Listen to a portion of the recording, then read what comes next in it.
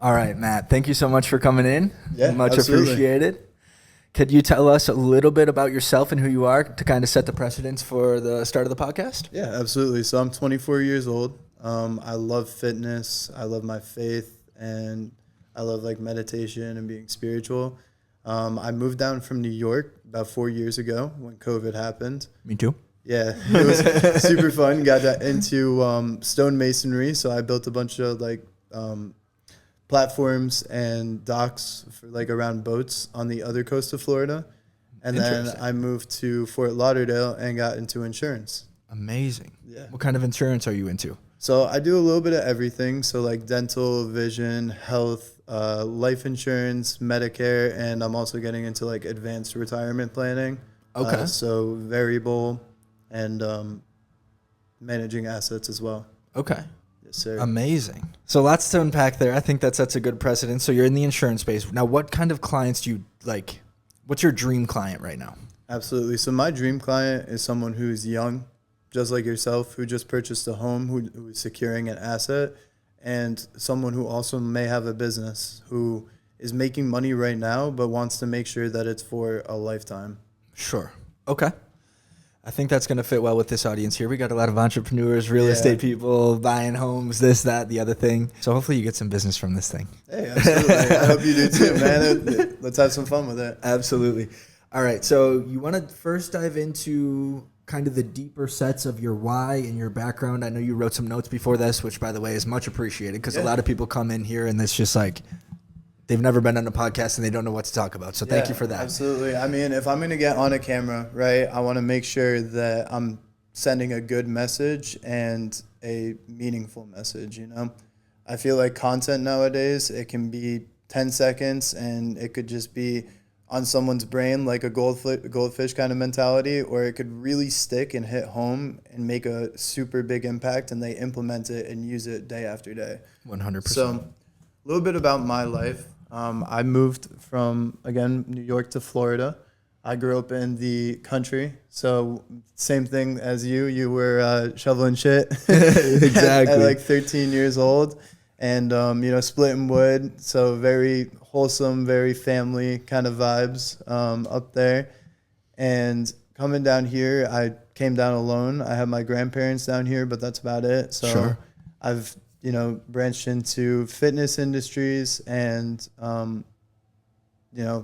yacht brokering and a couple other things down here in Miami, and adopted a really new and cool lifestyle as well. That's awesome. So you said Yeah, that man. you were 8 hours north of New York City. Yeah, Right. so So I was- basically Canada. Upstate, yeah. So we have like cows, chickens, goats, emus. My family breeds German shepherds as well, purebreds. So Really? they're just absolutely beautiful. But when you go up there, 36 acres of just bliss. That's It's my amazing. home. Like my home is my best way to get away from work and everything and just Sure. kind of reset. I think a lot of people in Miami or just across the United States in general strive for that, right? It's like, for example, we have some friends here in Coral Gables that have a house in Cody, Wyoming. And every summer they disappear from Miami and go to Cody, Wyoming, sit up with the mountains, and they have animals up there, and it's just like acreage, right? So I Absolutely. think that there's a big I think absence makes the heart grow fonder.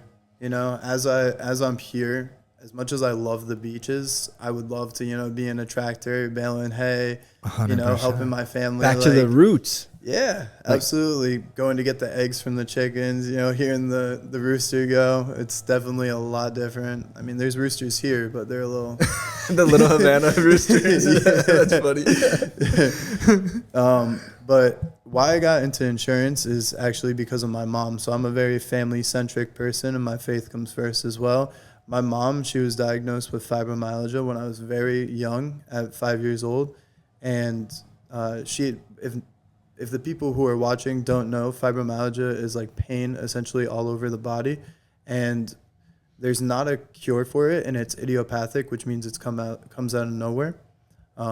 And the only cure in the Western medicine is to just prescribe like pain medicine and Typical pharma. muscle relaxers. Yeah, so Typical pharma. exactly. So this industry really is meaningful to me because every single day I can help people realize that going to the doctor and taking care of your body and getting yourself protected is super important, because a lot of the people I talk to every single day can't get approved because of the same stuff that my mom has. So if my mom had this in place, she wouldn't have incurred all the medical bills and, you know, essentially had my family go bankrupt, which is why when I moved to Miami, I knew I really had to make an impact and, you know, leave a legacy. That's interesting. Okay, so let's dive into that, because I've never had a medical issue like that, for example, and I don't think many people have, yet they could. Right? It's a very big possibility that something like this could happen to somebody else. So you're saying she didn't have health or life insurance at this time? She had health insurance. She was working at like a Head Start for like kids, autistic kids, like helping them with educational, but it was very minimal type of insurance, so it did not cover a whole lot. And because she saw the doctors, got prescribed different medication, and took treatment routes, which she thought was going to be her best option, it actually ended up disqualifying her. How does one go about being disqualified from doing that? Absolutely. So, I mean, with life insurance and health insurance, it's on a rated scale. So the more healthier you are, the better your the better your ratings are going to be. And the younger you are, and also females, I don't know why, you know, we just like to do crazy stuff and skydive and everything like that. So males are more risky than females? Yeah, completely. Even with the birth of babies and all those things? Yeah. So wow, I would not have guessed that. Yeah, no. Breast cancer, I feel like that's super common, right? It is super common. And like bleeding disorders, like for example, my friend Annie, she has a bleeding disorder. If she had this in place when she was 5 years old, her family, again, would be in a different situation. So as I'm maturing, as I'm meeting more people, I'm starting to see a need for it, which is why I need to have these serious conversations with people. Sure. That's why I love what I do. That's amazing. Yeah. Okay, so... And really just, you know, like a lot of people with the insurance industry, they get a taste that it's quick. It's like, it's very one-sided. I'm a broker, so I like to provide options, let people think about it, set multiple meetings, you know, and really give them the best opportunity and have those conversations so that it's not a what if, but like when, basically. Interesting. I look at the insurance industry and think scammers. Most people do. Because it's a multi-level marketing kind of organization, and people get paid in an upfront amount. But like anything, you know, if you love it, if you have a passion for it, I love sitting with these people and helping them find those doctors that they can relate to, and those surgeons and those specialists, and really looking through those plans and being like, okay, I mean, sure, the monthly cost is going to be this, but over time, what's going to be more important? Being able to pay like $20 for a copay, or having an upfront cost, especially people who go and have routine checkups as well. Interesting. And I'm sorry, I'm Italian. I talk with my hands, so you're going to see a bunch of this. I think this is such an interesting conversation. Absolutely. Right? I think you're bringing a lot to the table. You're being open and honest about your situation with your mom and how this has affected your life and how Annie's life, for example. Now, I have a lack of understanding for health insurance and life insurance as a whole. I didn't even carry... So my mom kicked me off my health insurance, or her health insurance, when I dropped out of college. She's like, you're done with college, you're off my health insurance. Right. I don't blame her. I'm glad she did, right? I didn't have health insurance until I just joined the military. The military, right now, I'm not married, so I pay $50 a month. And I'm covered. I have the sheet of copay and all this stuff, right? It's interesting. Pretty inexpensive. A lot of people join the military specifically for the health insurance. For example, my drill sergeant, she joined the military so she could get her son care because he needed a bunch of surgeries and stuff. Wow. Yeah. So are you familiar with like the military side of health insurance and all of these things? I'm not too familiar with it, but I'd love to kind of dive into it a little bit. I don't know too much about it. Yeah. You know what I mean? It's like I pay $50 a month. I'm in the reserves. If you're active, you get free health care. That's amazing. That's a blessing, truly, because so nowadays, especially in the politics and everything going on right now, healthcare is an issue. You know, it's said that in America, it is the most expensive like commodity that we So- all use. Let's say there's 6,000 realtors that follow me, right? Self-employed. They're not getting health insurance benefits. Right. Right? You know how expensive? I don't know how expensive. Especially if you It's work on a crazy 1099 basis. That's what I'm saying. Yeah, and it keeps getting 9% more expensive each year. And more one expensive. day, For a something family- could happen where you just, and then you can't qualify. How much would it be for a 1099 person with two kids? That's with married, 2 kids? I mean, it really depends. making 100,000 a year. Okay. It really depends. Like, for example, what type of coverage they want and what they think is going to be acceptable. Yeah. You know, like if they Let's go like middle of the row because I know there's so many someone variables. who just kind of goes to the doctor every now and then. I mean, there's a couple of different plans. You know, you could look into Florida Blue or United Healthcare. There's a bunch of PPOs they offer, which is preferred plan organization, which is usually a better doctor's organization. So if it's someone who has 2 kids, they want to establish a doctor and be able to get the best care possible, I'd recommend that. And because Florida Blue is definitely very well known as well. How much would that cost? Roughly, I wouldn't recommend them spending any more than $250 a month. That's not so bad. No, it's not. Because when you Dude, last time I had health insurance once in Wisconsin, and I think it was like $400 a month or something. right. 500 maybe, I can't remember. It But I'm really single with depends. not married and no kids. Yeah. So I was under the assumption for a 1099 employee making between 100, 150, whatever the case is, it would cost around $1,500 a month, $1,000 a Right. month. I'm gonna put you on to some real game. So when I got down here, I did what's called limited med, and I did it for a month, and I hated it. You know why? Because limited med is a PPO plan. Essentially, it's not health insurance, and people try to sell it, right? So that's one type of insurance. It's basically not an insurance. It's just a doctor's group, which you pay for, which people sell. So when you think of insurance and scamming, I completely understand because I've worked in those rooms. Then there's, actual insurance carriers that offer private plans or Affordable Care Act plans, which I'm sure you've heard of. Okay, so what are you saying the difference is, right? So I understand, like, one is not really insurance, it's more of a doctor's group. And then Right. there's the other ones that you're talking about, which is PPO, you said? Yeah, PPO, HMO. So There's a bunch of different categories of it. the PPOs have better coverage than the doctor's group? That's correct. What's yeah. the pricing difference you typically see on that? So with the limited med, when I worked into this office, you basically took their income and then you based it off of that, a certain percentage. For me being a broker, even if it's someone who's making 50K or like a lot more, it still is based off how much you make, but also your health and your age and your sex. So, but for me, I work and operate with about 100 different companies, so I can offer way more than just like one single shop. Yeah. No, You that know, makes that sense. You have a if bunch you of were to- different options. Yeah, if you saw something on Facebook and you said, get coverage today, it's dialing right into a call center where they're reading a script to you and they're giving you a certain product based off your needs, based off your income that you tell them, right? For me, I kind of sit down with people. I try to give them a more personal approach, give them a lot of options. And then I'm also local as well. So So are refer you asking for business. taxes or are you asking for just whatever they say their income is? Like, is there a proof of income involved? I mean, there can be. It really depends. If you work with the marketplace, then they'll provide that. For me, I just ask a few questions and just ask them, their doctors, their prescriptions, and really try to dive deep on what they're facing right now or what type of coverage they need right now. And then I assess it with what I have. Interesting. Yeah. All right, let's dive into this. I don't know if you're going to like this or not. No. I'm super against big pharma. So am I. I'm So am I. wildly against, I don't take any pills. I refuse, when I got my wisdom teeth out, I didn't take any pain meds or anything out of fear of addiction or something. Absolutely. And let's touch on your mom with that, right? Because Yeah. that is something that you experience, you know what I mean? So I will go to very far extents. Like, my girlfriend's not on birth control because I feel like that's her decision, right? But Right. I'm a big supporter of hey, put this on me.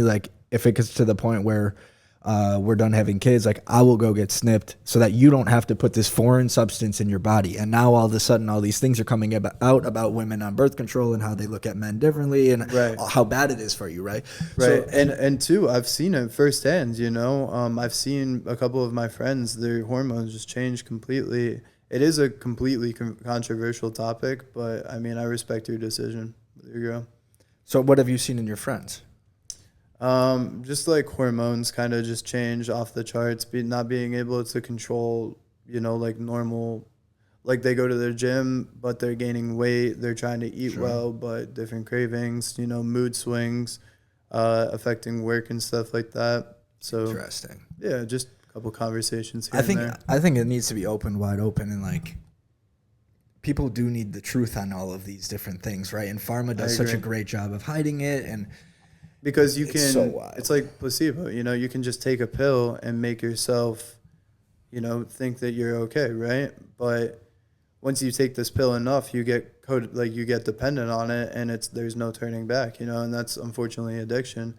You know, what my mom found, despite all of her fibromyalgia and how she is healing and conquering most of what she does every day, God blessing, is she went the Eastern route. So she started meditating. She started doing sound frequency healing. Big supporter of all this. Same. Anything natural that's not like in your body. Same, 100%. Like every single night, meditation, just kind of like Bible verses. Like I found God in Miami at VU Church. So, VU Church. Yeah. I was telling you behind the scenes before we started this podcast, I think 5 of the last 6 people on this podcast have mentioned the VU Church. Yeah. And I actually went Sunday with my girlfriend Anna to the South Miami location, and it was a good experience. It's a really great experience. They're very organized and they're evangelistic, which means relationship versus religion. So, I mean, for someone like me, I went to a Catholic school and it was shoved down my throat, right? You know, on the pews, you know, getting smacked by nuns and everything. Yeah.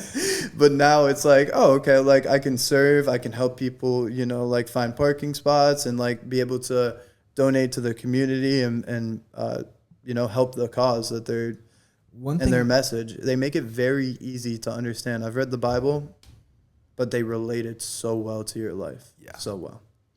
Yeah, it was, and you feel comfortable there, right? Like you don't have to go in a suit and like the girls in dresses and all that. Like you just show up. Like I showed up like this, dude. Like, absolutely. And I felt super comfortable, super confident. I mean, a lot of the other churches, it swings either to like an older demographic, particularly around Coral Gables. I'm talking because this is where I live, but I walk in and I'm like the youngest again by 30 years. It feels a little bit awkward, and I'm like, you're not going to catch me in a suit. So it felt very inclusive, and I really appreciate it. We should dive into that. Isn't it crazy that we are the youngest right now in our industries as well? I mean, I'm sure you've met people in this for about 20, 30 years, and I'm sure you've had a lot of amazing conversations and gained wisdom, and I'm sure you have a mentor as well, right? My mom's my mentor. That's amazing. Yeah. Keep it in the family, and that's very wholesome. Second gen. I'm the oldest son, 3 siblings. It's my responsibility to kind of continue this legacy on the real estate side. But yeah, man, it is crazy being the youngest, one of the younger people in this industry. Coral Gables here, I'm the youngest by like 20, 30 years anywhere you go, right? It's super expensive to live here. So not many people can afford this. And the people, when I door knock or I'm out talking to my neighbors, they're like, I want to die on this property, right? Like 100%. Like they just come out and say, I want to die here. They don't sugarcoat it, nothing. Like these properties, for whatever reason, the way the value's headed and all of those, it makes it for an interesting thing. Also, I want to touch on the social media aspect of it, right? Social media is massive in our lives. You're 3 years younger than me. Yeah. My girlfriend's your age, 24. Now, my brother is 16. Right? Even that age gap of 24 to 16, there's a massive difference in social media dependency. Yeah, the younger you get, the more dependent you are on social media, from what my experience is and what I'm seeing. Right? So like it's only going to get crazier. And these my neighbors, for example, saw a post that I posted on Instagram. Now I post some controversial stuff. I have to stand out. Absolutely. Sometimes I post stuff I don't even believe in. If you're not on the offense enough that it's offensive, bro, you're not doing it right? Come on now. For me right now, any attention's good attention, right? Absolutely. To a certain extent. And I've lost clients. For example, I was at a podcast yesterday. There was a female who interviewed me to sell her property. I said I didn't like plastic surgery on a post 3 days after meeting her. And the next thing you know, she's not using me as a realtor because I was shitting on plastic surgery. I'm willing to accept those losses. Right. I'm going to say what I believe. My girlfriend, no plastic surgery at all. I want to know what my kids are going to look like, right? That's very important to me. Absolutely.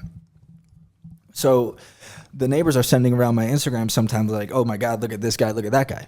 Now there's such a big disconnect between what they understand in social media and what we understand as marketers. Right. What I understand is like what you have to say and do. Right. Like I said, sometimes I say things I don't believe in, right? Just because I know it's going to take the algo and hit. But if you look at my content, that's very few and far in between. Absolutely. Majority of me is posting and saying the harsh views. Like I do have harsh views sometimes. Like that's kind of what it is. So to answer your question, and let me hear what you have to say as well, is like, there's so many differences. It's interesting being young. They operate on a friend basis, kind of intrapersonal, whereas Absolutely. I'm operating more on a kind of social media basis. Absolutely. And I agree completely. It's completely changed the industry. You know, I hear people with their sales tactics and I'm like, people aren't going to relate to that message anymore. I don't think it's still relevant at this time. Like for me, the way I do a lot of business is I'm very relationship versus transactional. So I see this as like a game. Like we have to connect with as many people. We have to make as much money for each other as possible. And it creates a great partnership. And the more and more I'm talking to people who have been in the game for 20, 30 years, it's really just about like your concierge service, you know, your hospitality that you provide to your clients and your friends as well. You know, like following up, sending business cards, sending, you know, flowers to like women of your like industry and just really catering to everybody individually. That's interesting. Super important. And also having mentors and guides and training. Super important. Sure. How do you feel about this? So I think you've mentioned a couple great things, which I think a lot of people connect with. So a lot of people, like, for example, when I ask, like, how do you stand out in business? They give me an answer like, oh, we have a team of 3. It's the relationships, it's but everybody's trying to do that, I feel like, right? So for you, when you talk about your personal experiences, which we have only started to dive into. We've only touched on this list. Exactly. But like your mom, for example, with fibromyalgia. Right. And then you talked about living on a farm and having all those animals, right? I think people are going to connect with that. And if they came from a farm or had all those animals or had a mom in the same scenario or any of the other things we're going to talk about, I think you're going to find so much success kind of projecting and telling your story that way. Because that's what people are looking for. There's so many insurance agents. There's a zillion realtors, right? So like one approach that I've really taken lately is standing out via talking about my personal experiences. So could we dive a little bit more into kind of the personal experiences that you want to share and those things? Stepping back, you know, it's funny that you say the disconnect between 16 and 24, right? Because think about 16-year-old brain, right? Just got a car in high school, figuring out the world, you know, like, oh, I'm talking to this cute girl, I'm going to take her to the movies, right? That's really all we're thinking about. Yeah. 24, now I'm super, super disciplined. I want to be a man and a provider and, you know, build a legacy for my future wife and children to come.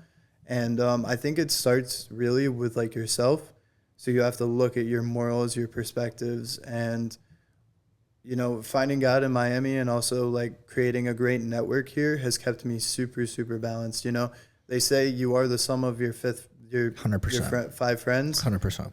And, you know, if they're all millionaires, then you'll be the 6th one. 100%. Right. So I've really tapped into, you know, prayer, devotion, spending time actually away from social media, as although giving it power to, you know, make content and get that message out. It's balance. It is. It's a lot of balance. Meditation, super, super important, you know, being focused, binaural beats, everything that helped my mom, I was able to see it and I've been able to implement it in my life. So for example, right, I used to love Saturdays, like going out and, you know, it's so much fun here. They have different events all the time. They have like food trucks, vendors, they have bars, restaurants, everything that you can think of. And also the views are amazing as well. But I've really been able to simplify it and just go to like a nice fruit stand and, do my meal prep and, reset for the weekend. That's amazing. I haven't drank in about a year, and I'll never That's have. amazing. I'll never have another drink in my life. Yeah. I always thought that I was going to stop drinking at the end of college. Okay, I didn't graduate college. I went Same. for I 2 dropped years. out as well. Yeah, so I was buying real estate when all my friends were taking engineering courses. Right, I'm trying to tell them like, hey, I'm buying this duplex. I'm going to make 200 grand, and here we are. Like, you guys should be interested in real estate. They're like, shut up, dude. I'm like studying mechanical engineering, whatever the case is. Right. So I'm trying to have that conversation. There's a big disconnect, but I still hung around them. So I still went to the parties with them. And I was always like, man, when I graduate college, or when I would have graduated college, maybe by the age of 22 or 23, whatever, I was like, I'm never going to drink again. That didn't happen. Right. Kind of let myself down with that a little bit, was a little bit frustrated that I continued to drink, but I did. So when 26 came around, and then I went to the military, right? And then the military is a cleanse, right? It's a clean really slate. is. Like I was off social media completely. Because think about it, you're isolated. I feel like you find yourself Bro, in you have solitude. nothing else to do. Yeah. I'm telling you, the first week when you go there, you're standing there for like the whole day, like freaking 16 hours a day, just standing there. Like, you can't talk, can't smile. The only thing you can do is like dive internally into your problems, your issues, think about those, and like try to heal those is the way that I approached it. But yeah, man. So like, I didn't drink for a couple months before that, got out of the military. I was like, man, I'm going strong. Like, my mom attributes a ton of her success to not drinking alcohol. That's amazing. Look at Trump. I mean, that's what I was going to say. Again, like his brother, complete alcoholic, which is super, super sad, right? Him, not a drop in his life. Exactly. And he is the most clear, on point, Exactly. like representative we have for the Republican Party right now. 100%. And like, a lot of people still drink and are super successful. LeBron James loves wine, for example. Best Absolutely. athlete, one of the best athletes Everything ever. in moderation, though, like I completely understand. But for me, I don't have that control. Really? For me, it's like, if I'm going to drink, I'm going to drink. You know what I mean? And then the next thing you know, I'm waking up like, damn, I did that stupid thing last night. Shit, that sucks. Yeah. You know what I mean? So for me, I was like, all right, cutting it out completely. Here we go. Off. I don't smoke weed. I get really anxious when I smoke weed. Last time I smoked weed was about 6, 7, 8 years ago. So I've never been a big weed smoker. But my nicotine's the only thing that I'm chewing nicotine gum right now. Yeah. Gets me talkative. It's great. It's great for like if you look and dive into what neuroscience and how you can reprogram your brain and your subconscious, you won't have to be consuming all of this bad media and impure thoughts. You can go and get sunlight and touch grass or sand or go talk to people, compliment people. Like, I see a lot nowadays, especially in Brickell and Miami. It's like dating coaches will go around and it's like, oh, go say nice things to people and rizz them up, And it's like, why don't you just tell people they look good, or like, like, hey, have a great day, authentically. Yeah. Like, for you and me, right? We grew up on like a farm in like a small neighborhood. So like walking into like a corner store, you'd be like, hey, what's up, Bob? Yeah, can I get a turkey sandwich, And, but down here, it's like people are always trying to sell a different like facade of themselves. So I feel like trying to find the authentic people is super, super important. Yes, and I don't think there's many of them down here. No. I'd love to see them do a podcast and just kind of go through all the questions and panels that we are today. I'd love to see it, man. Yeah. So do you drink? So no, I don't really drink. I went out with my roommate for her birthday and I had like one glass because customary, just have everybody cheers and sure. But I don't really love the taste of it. No. Interesting. You smoke weed? I have a little bit, Yeah. But I've weaned off of it a lot. I feel like the most important thing is knowing yourself. And 100%. If you can put yourself through discipline and kind of tests, like I've been off of it for probably 3 months now. That's amazing. Which is amazing. And I've seen it. And also my clarity. I cleaned up my calendar. I cleaned up my content. I cleaned up my intention. I feel like it makes you so sluggish. Oh, 100%. Like so sluggish. Right. Okay. So there's two different types of people. Like 2 days ago, there was a female on here who was a musician, right? And a lot of musicians smoke weed to get into that creative like flow state, right? For me, anxiety, it makes me sluggish. Some people, it makes super creative, very productive in that way. I feel like whatever you, it's a mind association. 100%. You know, Couldn't agree more. For example, if like when I was in college and like I was a freshman, I like smoked a little bit of weed and it was more of like a social thing and I was around a bunch of people and there was a bunch of music playing. So like it was always good energy. So like when I smoked it, no issues. But I mean, I've heard people who have smoked and completely went into like paranoia, worse 100%. thoughts, you know, which like I feel like what's not talked about enough is also like mental health. Like, how do you handle like when things worry you or when they stress you? For me and like for us as like Christians, like I'm like, oh, I give that all to God, you know? Like any stress, any type of worry, like can just cast away to that. Interesting, 100%. How I approach that is I try to get whatever's stressing me out done as fast as possible because Absolutely. But I what know if it's something that you can't control? You have no control over whatsoever. So a week ago, for example, I posted a piece of content and it was like a real talk, and I sat down and I was like, hey, a lot of people view me on Instagram as this because I portray myself as this. I'm young with a $2.2 million house in Coral Gables, a 6-foot tall model girlfriend. Like everybody looks at me like, what more could this guy possibly need? Right? I see you as someone who likes nice things and will work hard for them, though. 100%. You know? It's work ethic But at the end of the day. But I came to the real, or I was sitting there and I was like, I don't feel 100% full and fulfilled right now. Right? I need more responsibility. And for me, that's kids. Kids are my next step, and I'm going to have 6 of them. That. Right? 6? Yeah. So, but we're getting engaged soon. So I bought the ring. It's on the way, right? We have to be married before kids come. And Absolutely. I've always wanted to get married. I'm 100% on board, right? Make sure the assets are protected. We're good to go. But that's still, let's say we get married, we get engaged soon. That's a year away, right? And then so we get married in a year, and then that baby's got to cook for a year. So I'm talking 2 years, right? So what am I doing for the next 2 years? You know what I mean? Financially planning for your kid, you know, for their... I'm not so worried about that because I know it's going to work out. Absolutely. I bought enough property in my life to where I've been like super stressed out. Like, how am I going to purchase this property? It always works out. But that brought up an interesting point is like, people see this of me. How could this kid need any more? But then I'm coming like, man, I'm not fulfilled. And I know there's so many people in that position. Absolutely. Right? So it's like, I don't know, it just brought up an interesting topic, all these things. People enjoyed it, I think, but wild, man. I don't know. Yeah, no, I mean, I feel like it really comes down to your perspective. And I'm kind of the same way, you know, like for me, what the end goal is, it's changed, you know, the scope, but it's becoming a better man and becoming a better person that, you know, I can leave behind a legacy and leave behind my family name, you know? 100%. And especially with what we're doing right now, content, it's super huge today.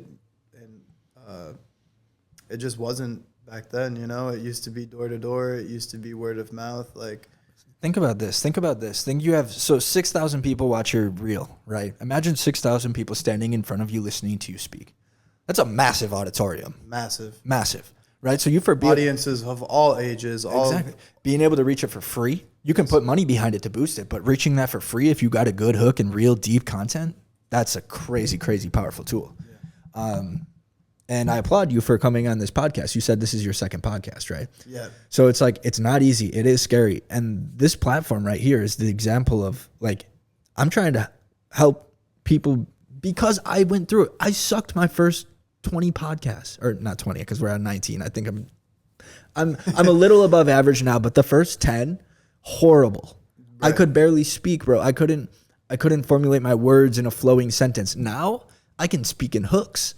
Now I can be like, okay, in my head, I'm like, man, that's going to hit. Let me say it this way. Right. And that process of thinking that, and I've taken notes on every single podcast. That's super huge is intentional, right? The way how you texted me too, you know, what's going to stick out, what's going to be different. That's super important for anyone that's coming into anything, right? Like what type of intention and what type of passion are you going to bring into the work that you And you did great with your notes. Day. You did great with your notes, man. Yeah, Nobody, you're absolutely. like, I mean, out of 19 episodes, I think there are probably 3 people that have done this. And like, you've done a great job kind of setting yourself with that personal experience. Absolutely, man. And now, just looking back on it, it's really just about scaling. It's really about just getting my word out, about building an agency. 100%. You know, having people come work for me and being able to see the benefits of being a life insurance broker. Like, I haven't touched on, but I'm able to go to the pool every single day, get 2 hours of sunlight. I'm able to do devotion.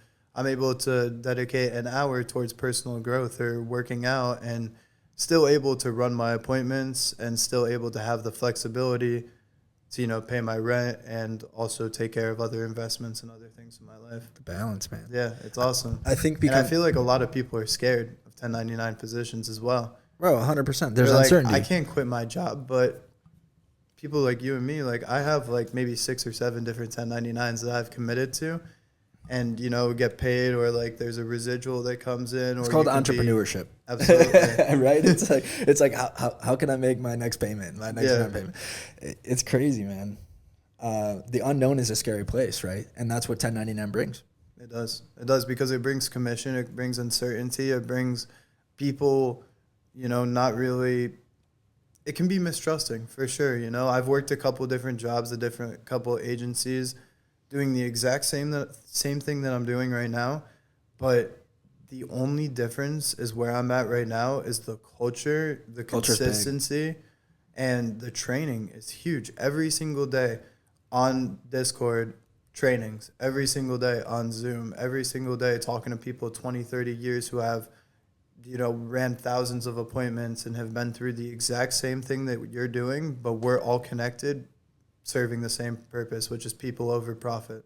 I think one way to solve the unknown in that darkness is education, right? 100%. Unknown comes from uneducation or not being educated or understanding. So once you start understanding these things, you're like, oh, I can. Then you start connecting the dots killer. And it's like, okay, I can make this work. I can. Same thing when somebody buys a property, right? It's scary. It's unknown. But then once you buy one, it's a drug and it's heroin. And then you're looking for your next deal. Exactly. It's crazy. Exactly. Crazy. And especially if you can really convince people that they're going to make profit, whether it's long-term, short-term resolution, it's super, super important because as you know, you just have to keep stacking wins. Like you win the day, you win the year, and then it's just a different season that you're in, right? That's how you get a good girl. Do you have a girlfriend? I have a girl that I'm talking to that I feel pretty confident of. Good for you. But I'm super excited. I've literally been living just super romantic, like in myself, like going to the beach and just eating like Chipotle there by myself, sitting by the waves. It's tough to be alone.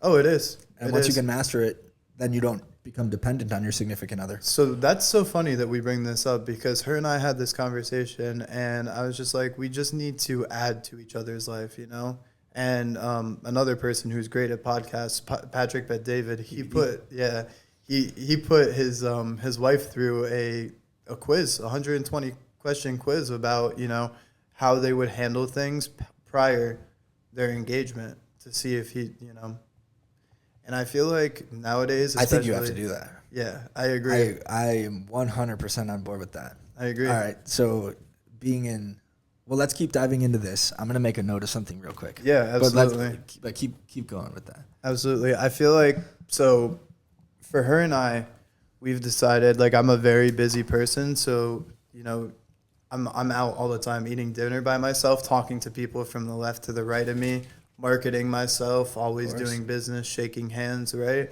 And I feel like that's something that, your partner, whoever you're talking to, has to be super comfortable with, It could lead to jealousy. It could. This podcast, for example, there's a female who does OnlyFans with 1.5 million followers who is said that they would be willing to come on the podcast.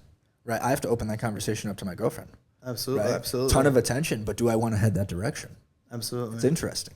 Right? Well, I mean, it really depends your type of intention. You don't want to like bash her in any type of way, but OnlyFans is like a very controversial subject right now because the people in it are morally and ethically good. They're just seeing it as like a profit margin. That's the exact thing. And everybody who is an entrepreneur would love this type of. When you look at the KPIs, when you look at there's zero overhead. Like maybe a camera and a couple of costumes or outfits. You know what I mean? It's exactly. Seriously. Like it's so money. Actually, there was a report that came out, and I think the revenue of OnlyFans, I don't know, 1.3 trillion or 1.3 billion, I can't remember, but they have 50 employees. And you go look at Microsoft, Google, and all of these different companies that are bringing massive, way more employees. They're making more money, but the ratio of employees to profit per employee I think that speaks astronomical, to bro. like, especially with like your entrepreneurship journey for anyone out there watching. Like once you have something, put it on a t-shirt, brand it, put it on your hat, go to the gym, wear it on your 100%. back, you know? Like Everywhere. I love that you're in a polo that represents your company because it's an I bought image. 16 of these. This is the only shirt I wear. I will also only wear blue because I have blue eyes. It's a sign of trust. The color blue is deemed with trust, right? I'm holding a blue ball. I'm holding a blue fidget spinner. It's funny. Green is the color of money, and There you go. we're all around it as well. And like you look at Meta, Facebook, blue. These chairs are blue, right? Blue is a very prominent thing in my life. And it all started with the eyes because when I wore blue, people would say, "Oh, you have pretty eyes," right? And I wanted that. Like I mean, like Absolutely, that's an amazing comment. exactly. So it's like Any type Cool. of facial feature or something that's like not just baseline, you know? Like I hear a lot, especially in my industry. I have a lot of people who are in sales and they don't know how to talk to girls and they don't know how to open a conversation or make really good like comments where it's not like offensive or like in a weird type of energy, you know? interesting, particularly in today's market, right? Because a lot of things have Absolutely. changed, and I feel like a lot of girls are on guard, or a lot of men are attacking. For example, I'm a firm believer if it's all about tone, like I don't want to say tonality. It's all Tone and about intention? frequency. frequency. Frequency. Break that down. Right? Because it's in the language that we're saying things. We can say, you know, I can knock on your door and say something one time, but if I really put, you know, my body language, my intention, and like, you know, basically all of my thoughts into it and make it super intentional, it'll be translated completely different. Interesting. Yeah. Can you give me an example? Yeah, absolutely. So, like, for example, let's say you're at the bar, right? And you meet a girl, and obviously, like, it's loud in there, and everybody is screaming over each other to say something, right? It could be something funny, right? That, like, you could have, like, different facial expressions, different body language, a little bit type of playful demeanor. Or it could be like, do you like this? You know what I'm saying? Like right Yeah. up, like it's Okay. everything is done with intention, and it's super important to be balanced and grounded where you are because then you have more of a powerful message. Sure. Okay. So let's dive back into you talking about stacking wins, right? Yeah, You're 24, absolutely. I'm 27. A lot of people have a very hard time at our age stacking wins. Super Because you're important. just out of college, maybe you have college debt, whatever the case may be, you're trying to figure out what you want to do. But when you have wins and stackable wins at a young age, it gives you such a leg up in so many different areas Agreed. of life. Agreed. And I relate parts- to psychology mainly because a lot of people will say, well, I'm okay with, you know, working this job, making this money, doing this, like living this type of simple life, right? Whereas us, we like to challenge ourselves and also understand comfortability. But when you put yourself in uncomfortable situations, that's when growth happens, right? So, for example, if you're scared to get on a camera and talk and have a social image, you have to You're do in that trouble. immediately. Yeah, Right? yeah. Power, yeah, it goes back to what gives you anxiety. Power through it, get it over with so that it's no longer anxiety One creating. thing me and my boy used to say when we were doing like personal training or cycling was, yo, let's just knock it out. Yeah. Let's just knock it out. Don't bro. even think about it. Let's knock out this meeting. Let's knock out this call. Let's do it, bro. Yeah. Because once you start having that type of mentality, like I'm the type of guy who wants to stay in bed, and you know, like especially like one thing for me is sleep. It's huge. Like my bed's super comfy, has to be, you know. You spend a third of your life there. Right? And one thing that I've learned and kind of reprogrammed into my brain is 1, 2, 3, go. Right? So like 1, 2, 3, go. We're going Have you to read the the gym. book, The 3-Second Rule?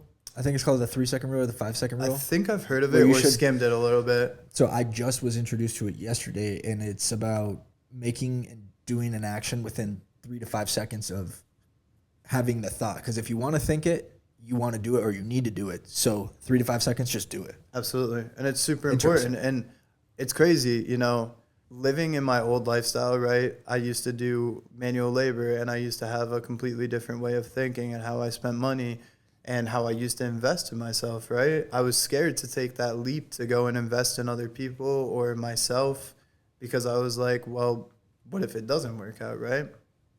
But I can say one thing for sure. If you're going to invest in yourself, it is super important to just get very grounded, do a lot of devotional, and spend time in solitude.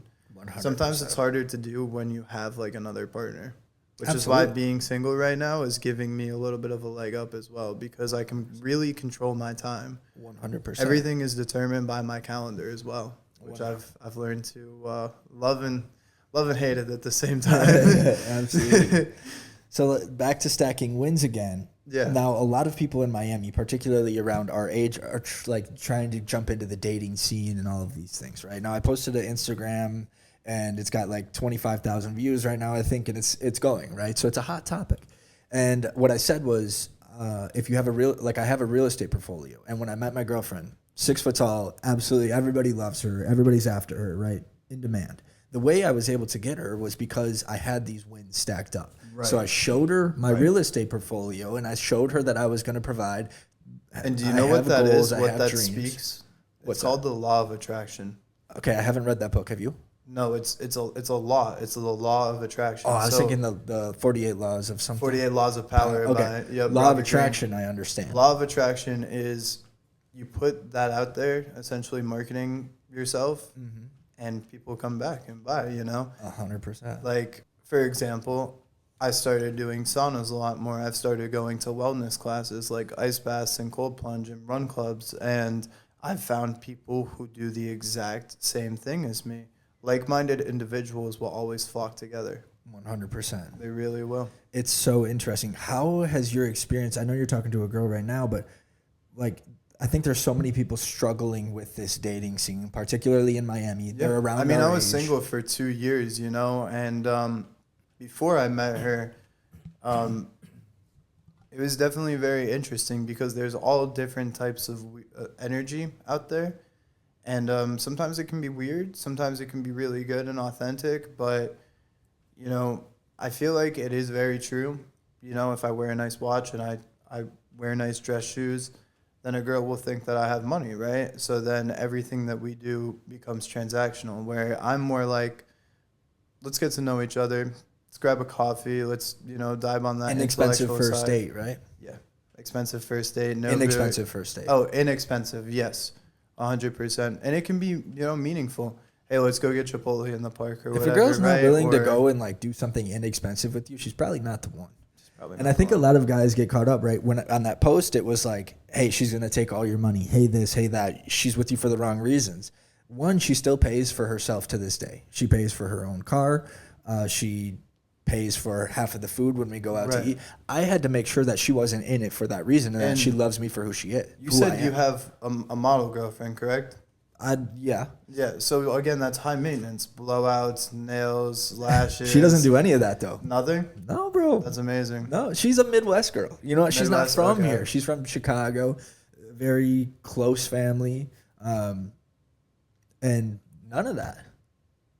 Yeah, I mean, still with girls who are high maintenance, I still think that it speaks to a level, as men, we are too. Our haircuts are expensive, like our... Dude, did you see the video of me cutting my own hair? No. Okay, so it's done pretty well on Instagram, but I cut my own hair. That's I'm like, fire. man, I'm not going to pay $60 or $80 for a haircut. I can cut this myself, and then Anna helps me like blend it. It's not perfect. No, but it pretty looks bad right now. It looks good. It's yeah, reasonable, yeah. right? It's like okay, but now in the military, I have to get my haircut every month, so Yeah. I'm not going to pay $60 for no haircut, bro. I don't Absolutely. understand that culture right now. So you're not more of a materialistic guy, is what you're saying? Yeah, same. Absolutely not, man. Same. Absolutely not. My buddy just got robbed for his Rolex Really? in Brickell next to Really? 7-Eleven. Wow. So you buy a nice watch and it's gone like that, yeah. right? It's like you can't take this house from me. Nope. Try. You can try. There's a rifle right there on the on the mantle for a reason. Because all you crazy people coming in that I don't know with this podcast, right? You're gonna know damn well I'm in the military. There's me over there, and then I got a weapon right there because the house is protected. Absolutely. You can't take this house from me. You know what I mean? Absolutely. So a watch, I could get robbed for that. Yeah. I feel like honestly disconnecting from the materialistic things are super important. Like that's where we connect, that's where most people are going to connect because it costs nothing. Mm-hmm. It costs nothing to be able to live and get sun every single day and get those vitamins into your body and nourish, and eat good foods. I mean, I've tested it a million times. I've been with 4 or 5 people and I've been like, well, I grew up on a farm. I know how to cook. I can feed a lot of people with $20, man. Sure. Or I can get one dish for myself. Yeah. you know? Yeah. It's super important to be able to know balance. That's interesting. Yeah. Yeah. 100%, man. You want to dive into some more notes that you have Yeah, there? absolutely. I think we mainly touched on We covered everything? everything. Okay. Yeah, I mean, I would just say for business owners, for a lot of people who have to kind of see themselves in me or kind of have been in a similar situation, I feel like I'm maturing into this game, this industry, but I love it. The more exposure you get is super important. And marketing and advertisement as well. Don't be scared to market yourself. If you're going to work for Chick-fil-A and make them famous by, saying one thing every single day, a million times, why not do that in a setting where you're going to reward yourself, feel fulfilled? Like another part that I'd love to touch on is the retention that I have with my clients. I have had clients for the past 2 years since I've gotten into it, and the growth and the conversations and the insight that I've received, the book recommendations has really shaped like who I am today and who I'm building. Book recommendations, Yeah. meaning the books that you've read have shaped who you are. Atomic Habits, Rich Dad 100%. Poor Dad, anything that really challenges modern society. So a lot of people like to share books, right? But I cannot share my books because when I read a book, it's there and it's behind me in my office right there. I have a big Right. bookcase and then there's a couple of them right here. I will not give my books away because I feel like subconsciously when they're near me or around me and I just turn around and look at my bookshelf, it reminds me of what I read and then it's still kind of there. It's kind of like a 100%. trophy, right? Typically the books that I read, I wish I would have read them sooner. I'm like, I read this book and I'm like, man, I wish I would have known that 7 years ago. Right. And that happens every time. It's kind of like a cheat code, right? It's like, oh, I have something that other people don't if they didn't read this book. And you just stack those cheat codes on top of each other. And then the next thing you know, you're chilling. I agree. So I encourage a lot of people, especially that they're going to follow my page, to check out How to Make Your Money Work for You. Great book. And then The Infinite Banking Concept. Okay. Nelson, I can't think of his last name, but Okay. Google find it. Sure. Yeah. But that's a really good way to understand whole life insurance and infinite banking concepts and IULs to leverage life insurance in the future. I've always been sold infinite banking, particularly in the real estate space, right? Because you borrow from yourself and then you replenish it and Right. all of this stuff. I take an interesting stand on it. Like I don't really believe in it, right? Because Okay, let me hear it. the I'm just ROI, a little curious. yeah. So the ROI, for example, on me investing in property, which I've done so well in, it's the only thing I invest in. I don't have any stocks, no in life insurance, no anything. Right. Once I get to a certain point, I might need life insurance as a kind of surety for the bank that says like, hey, if this happens, Right. whatever. Or collateral for your home, or Collateral, let's say your exactly. mortgage, right? You need your mortgage protection. Particularly when you scale bigger in properties, they require that collateral. Correct. And banks actually own a ton of life insurance as well. Bank of America, Chase, the Rockefellers used it in the Great Depression. It's super important, and it's a great vehicle. One thing I say to you is don't stop making that return, but diversify your portfolio. And that Pioneer Portfolio Management by David Swenson, it always talks about diversification, right? Like that's the big thing. 100%. But until you're so rich that you're like, you can fly private whenever you want, and then it's like whatever your goals are, right? There's a number for everybody that they get to, and then their life doesn't really change once they make more money. Right. I feel like once you get to that point, then for me it'll be time to diversify, right? But for now, it's like Scaling. yeah, for now it's like I'm sticking with my bread and butter. I'm going to make $1 zillion in this way. And then once my life won't change anymore, once I make more money, then we'll go into like diversification. Absolutely. Could be a good way to look at it. I might get burned in the future. Who knows, right? I say at least educate yourself and do some hypothetical like dumps into life insurance policies and just have that awareness. That way, when you do feel prepared to make that decision and that you do have that upfront money, you can take care of that and be able to execute in the future. Because the way you can actually use the infinite banking concept is not with like an IUL, but a whole life point-to-point interest. For example, I had a client last week. He put in $60,000. He took out $57,000. About $1,000 to $2,000 went to paying the the premiums of the policy and the claims if anything needed to be paid out. He got guaranteed insurability, but he's able to take that out. Now that 60,000 he put in, it's still attached to the money markets the insurance companies are invested into, and it's earning interest and paying you annual dividends. So, like, Doesn't he have to replace it within a certain period of time? so that's the best part about it. So he doesn't have to pay it back if he does not choose to. So he got So a he took a 300 loan on it, right? Like it's like a line of credit. It's basically Right. a big credit card. Is Right. that how it is? I mean, essentially, you know, you do want to leave it in there so that it matures for you. Usually, like 10 to 15 years, it matures for you, and you can pull from it instantly without any type of penalty, dollar for dollar. But for example, with this lump sum that was dropped in, a small portion was paid towards fees, claims, everything like that, towards the life insurance company. But he's actually able to subtract that from his death benefit for what he would leave his family. So he got a $350,000 policy. He's gonna be leaving his family about $290,000 since he took that loan out. Still very substantial to cover it, and I think he only got that policy for the mortgage on his condo. He has another policy for everything else. So Interesting. me as a broker, I really like to dissect and sit down with people and understand and do a really good financial inventory, because you could have a Roth IRA, 401k, mutual bonds, stocks, which I encourage you to have. I'm not going to be that broker who says put all it of all your in money. life. Yeah. Yeah, put all your bags into it, you know. But I definitely say start an account, build a relationship with your broker, review it quarterly. You know, every 6 months. You know, a lot of brokers review it annually, but we can, you know, show you the returns and also be more involved with you throughout the process, so that when someone gives you a call and they say, what type of life insurance you have? It's like, yep, I have $4,000 of cash value in there right now. It's earning at an interest rate of, let's say, like 10%. I'm good. My family is taken care of. Everything, you know, across the board is taken care of. The school, the cars, the houses, the business, the assets. And especially with our audience in Miami, right? People making money super quick, right? If you put your money into this, it's not like a bank account where you use it one time and it's gone.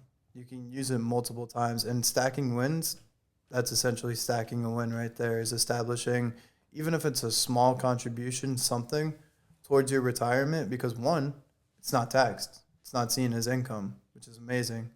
And two, you're leaving behind a legacy no matter what it is. If you Sure. had your family and somebody told you, hey, there's 20,000 in an account that's just been sitting there for you, you know, and you really needed it, and it was your rainy day, you had medical bills or you had debt that you had to take care of, that's going to change someone's life. Sure. And that's what type of conversations, and that's why I do the work that I do. I guess I'm trying to bring out some valuable information, right? So it's like, what do you lose?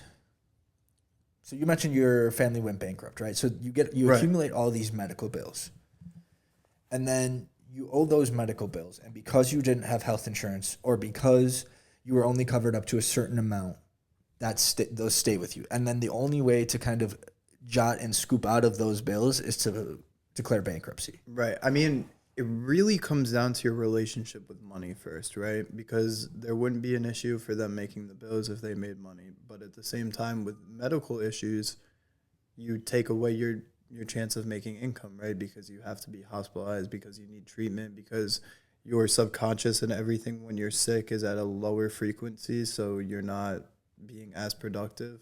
So you do take a hit, 100%. That would be the biggest cost of not having something in place, is that you're not prepared for the day where the storm comes. Sure. Because I read something in a book. Cows will run right into the storm, and they'll be in the storm for a very long time. Bulls will just stand there and the storm passes. Okay. So it's about how you prepare and how you're ready for situations like that. Okay. Like, do you run face into it and, Yeah. you know, and just like kind of freak out and go sporadic, or do you stand your ground and you're ready and you're sure? You Okay. know? And I feel like that is one of the biggest selling points and the pain points that I see is peace of mind. I mean, I'd pay for it the same way I pay for convenience. 100%. Okay. So now if somebody does accumulate all these bills, though, bankruptcy is an option. 100%. So bankruptcy had to be the only viable option at the time because my dad was making 100K, 200K, providing the family of 5 that we had in a rural part of New York. But it still just wasn't sufficient to hundreds of thousands of medical bills because she had like 12 or 13 surgeries. So it's crazy to me that health insurance would not cover that, though. That's like so bizarre to me. It like, doesn't why would because they not it gets cover it? you at, so as soon as you get prescribed to medication, it puts you in a different rate class, which makes health insurance more expensive to you.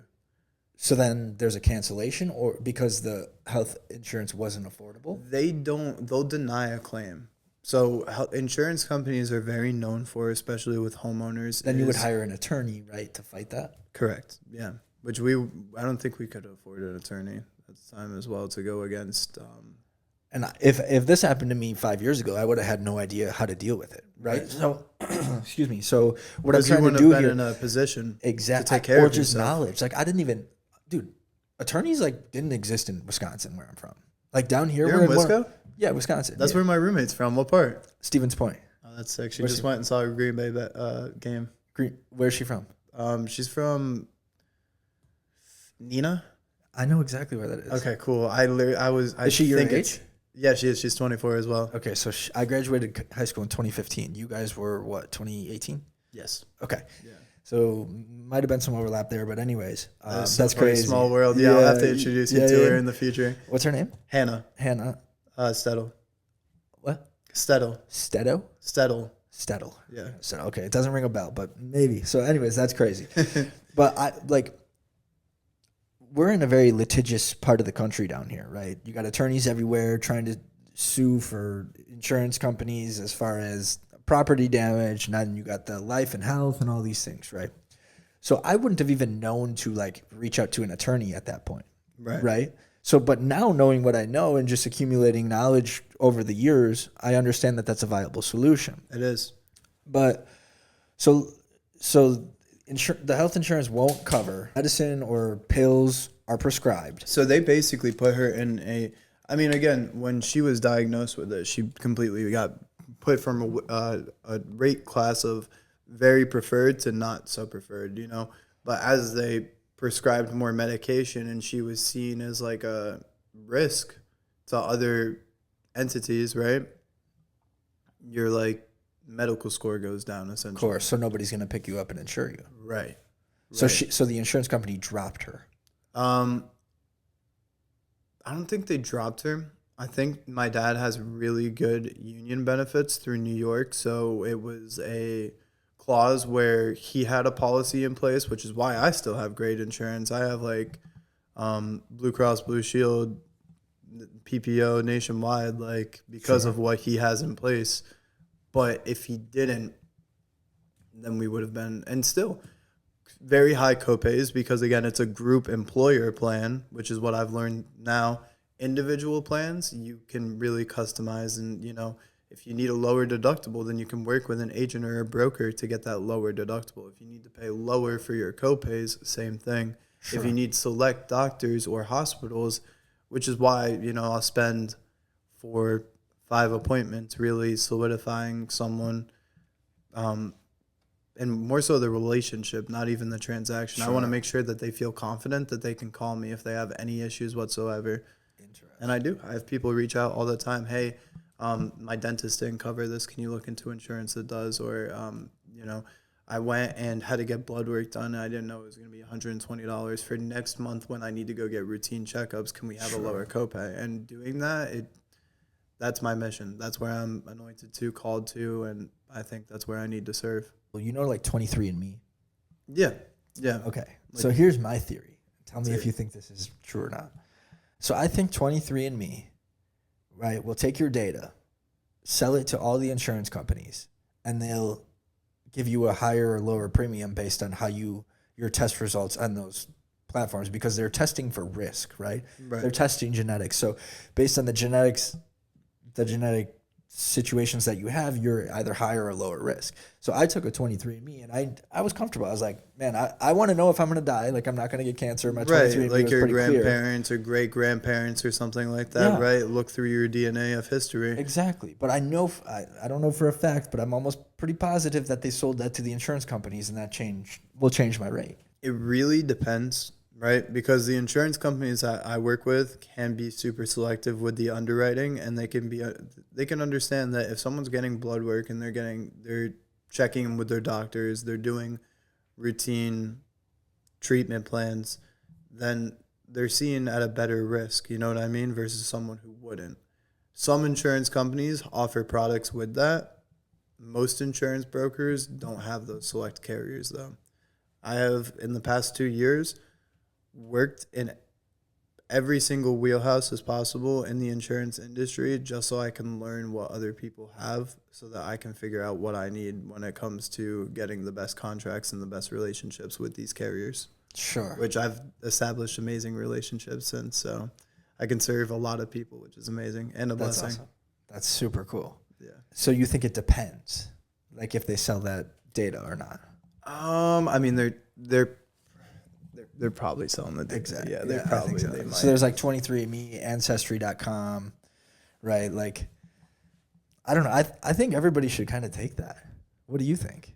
Yeah, I think so too. Because if I didn't, I would have not known that I had like an aunt way out in California, or like family in Texas, or been connected at such a young age as well. Interesting. Yeah. The only thing on mine was I have a slight risk for late onset Alzheimer's. Okay. My grandpa had Alzheimer's and it was like kind of alcohol induced. Yeah, and we see that nowadays. Us being more health conscious, us doing this, and you chewing like nicotine gum right now too, keeping that neuro plasticity and like having that control over your brain is super super important even as you age. I mean, I know people who are in their 60s and 70s and 80s who do the exact same thing: meditate, sauna, journal, sound healing, different things like that, which keep them super young and lively. I think as people get older, they tend to like just sit, slump in a couch, and then their brain starts to like melt, and there's no new connections being made, and then it's kind of all downhill from there. This morning, I went to get a coffee with a lady, 65 years old, selling her property here in Coral Gables to move up north to like Delray because she's ready for that quieter life. And she's like, "Yeah, I have a new boyfriend, and he's learning Spanish." I go, "How old is he?" She goes, 75. I said, you know what? That's gonna keep him alive. Like, Yeah, it is. not just No. that, but just the like determination to learn and make those new connections and form and like work your brain in that way at that age is so beneficial. I agree, and I was talking to a guy yesterday who owns a restaurant in Fort Lauderdale, and as my financial inventory, it's like, well, what age do you want to retire? This guy said he would not want to stop working. He loves being able to leverage relationships, talk to people, be lively in like a good environment, and I agree. I 100% agree. Even if I have a couple exits in the future with my insurance company, or what other fundraiser grants that I get to push into like a foundation or ventures that I start, it's still gonna be like super important, Yeah, 100. I think the cool thing about our industry is we can work till forever because we like it's all about the relationships. A lot of it's not manual labor, which you were in before. Right. Like I met people who like worked at Walmart and like Office Depot in like their elderly years, just to like Stay alive. well that and provide retirement too. They have a $400,000 house when they were doing sales, but now they can't provide that. They still have to. Their mortgage have went down, but they don't have the protection or anything in place. So that's also Interesting. another thing that I take care of is supplemental income in the retirement years. So a lot of people don't know this, but you basically have from 21 to I'd say about 45 to qualify for about anything. Any type of health insurance product, any type of life insurance, as long as you're healthy, you consistently go to the doctor, checkups, routine, Other things can happen though. Life happens. Sure. Throws a wrench in it. But after 45, you start getting on a rated scale, prices get insanely expensive. As you get 50, 60, like purchasing coverage is a lot, and you're building these plans for 20 to 30 years as well, so that they can accumulate and mature the same way that your brokerage as well. So I feel like a lot of people just have to get some type of coverage, even if it's very minimal, because, for example, right, let's say you're in the Army, you're in the reserves, right? So you could be called out at any point, right? Although you have government insurance and you have government life insurance as well, it may not cover everything that you have in your life, right? Because you have a business, it could be more than what kind of coverage they're going to give you. You're 27, right? So 27, healthy, you qualify for it now, you get approved, you don't ever have to look back on it. You, like, as soon as you're approved, you never have to qualify for it because you're locked in at that rating, right? Exactly. So it's at attained age is what it's called. So 27 would be, even if you're 65 and you didn't plan well, right? And you need to buy final expense in the future, like home health people to work with you and like take care of you, daily activities, or like burial, or just like other things in the future, you can purchase at age 27. Like, there was nothing wrong with you at the best rating with these companies that are coming out with new products every single day that are. And it's always about the money, right? Because they look at that as like being credible because you purchased at 27 and you've been paying them for, I don't know, 55 years. Right. And then they've made enough money off of you to where like they're willing to accept that risk, I feel like. So it always comes back to the money, right? Where you can purchase more insurance, but at the same time, you can transfer that over to your family, which, you hear a lot about, like trust fund babies, right? Well, that's kind of how it started. Like, for example, I have people, and I will be getting into wealth management, where I set up trusts, wills, and everything as far as estate planning, college savings plans. Once I finish my securities license, which should be after the end of this year, 2024. Which securities license? So that's going to be my Series 6 and Series 7, and my fiduciary as well. That's amazing. Yeah. That's super cool, bro. Yeah, there's a big correlation between just wealth planning in general and having that life policy and the estate planning and all these different tools and things in place, right? You want to make sure that you can, which is your goal, leave that legacy. And the reason why, like, I don't mean to like drown on it or like talk about this for like too long, but a lot of people I talk to are like, oh, I don't need life insurance. I'm young, I'm healthy. That's exactly why you do need it. Sure. Sure. That's exactly why you do need it. If you're a type of person who says, oh, I'm blessed, I get up every single day and work out and take care of myself, then you should be blessed to be able to purchase life insurance at a lower cost than a lot of people and qualify for it in better terms than a lot of people as well. Interesting. Yeah. And that's just, again, my personal outtake, because I talk to like hundreds of people every single day that sometimes can't qualify. I have to give them some other option or some other what do you solution. do in that scenario? Somebody can't qualify. Like, what are the struggles or, I guess, dark times that come with your industry? Because like, I feel like you're dealing with a lot of sick people. Like, does that ever kind of weigh on you? 100%. And it's also like a nurse, for example, as well too. So imagine someone doesn't go with you and you have rent to pay.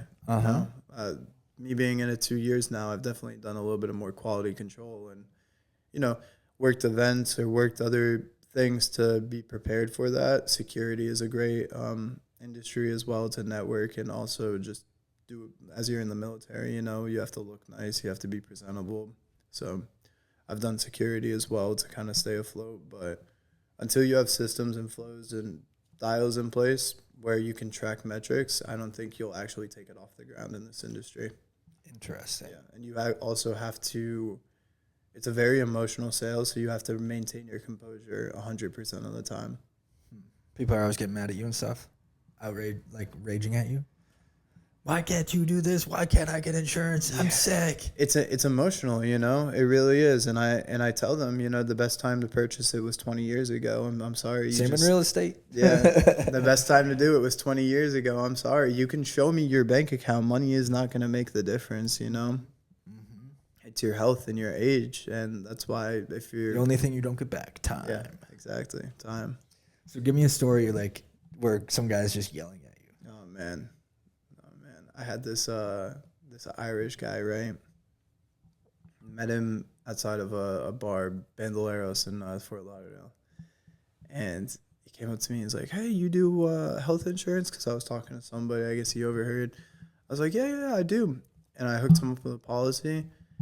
And just some people don't know how to handle themselves. I don't know what doctor I'm going to. I didn't know it was going to be this, you know? And like I went over everything very clearly, sent him documents. Like I've definitely had those people. But at the end of the day, patience is a huge virtue of mine that I carry. And if I can just, you know, maintain my composure, just be like, "Yep, sir, it's just all in the pamphlet. I'd be happy to, you know, like send you your doctor, give you your group number, exactly what you need to say in that situation." But a lot of people are disconnected, and also have pre-beliefs of you know, pre-beliefs of like the medical industry itself too. Like for me personally, I hate going. I hate going to the doctor.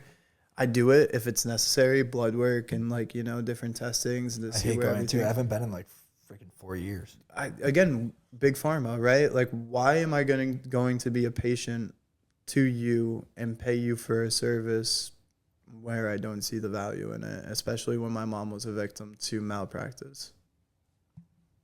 Brings up a very interesting point. It does. I think we need some reformity in our healthcare industry, right? But so I agree. many really, really, really, really wealthy people invest in hospitals.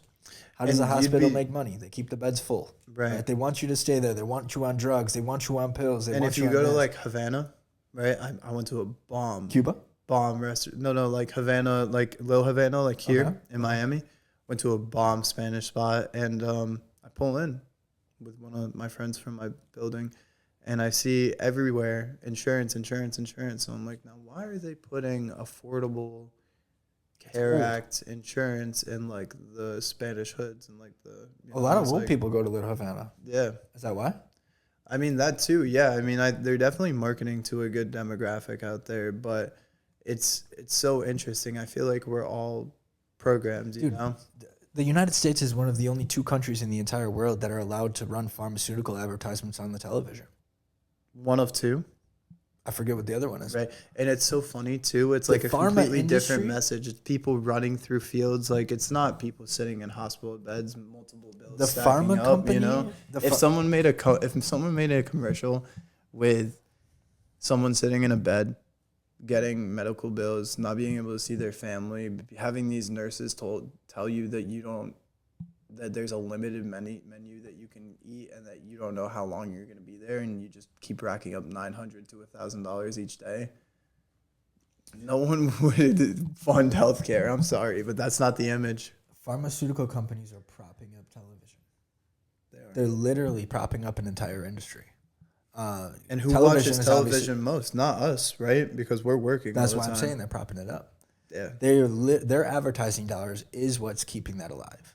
And I forget who it was that was talking about this, but I sat down and I was like, damn, you are so right. That is so crazy. Yeah, just a wild concept. Advertise to the old people, get them to purchase, and it's like the rest is history. And it's so cool because I'm changing the name in my industry. So for any agents, for anyone who just got their license out there, I'm starting a Medicare agency, an open enrollment, which is October 15th, through a certain period.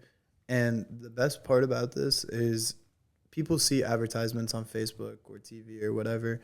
You know those home healthcare agents that help elderly people do daily activities every single day? I'm going to be getting their contact from them, and my appointments are going to be booked through those home healthcare workers. So it's going to be one, really organic, and two, very high cost of like retention and lead as well. That's interesting. I think that's a great marketing approach. It's very, very Direct, good. like you're kind of B2B, but directly to consumer as well. You're B2B to C. 100%. Think about it. They're with them 8 to 10 hours every single day. Mary, their home healthcare worker, is their best friend. 100%. And Mary is the person who's recommending me to help them find their doctors, their prescriptions. I mean, it's just a very smooth transition. I love it. And I'm doing this and promoting this because it's going to be open contracts for Medicare. It's going to be about $700 per commission paid in like 1 to 2 days. It's going to be you can basically choose to build an agency as well and take the resources that I provide. And I'm super excited to be launching it. That's amazing. And scaling it as well. That's super cool. I think that's an intelligent way to go about it. I just read a book. It's called The 5 Regrets of Dying. It's a yellow book with dandelion on it. You know when a dandelion goes from yellow to like white with all the seeds? Right. That's on the cover of it.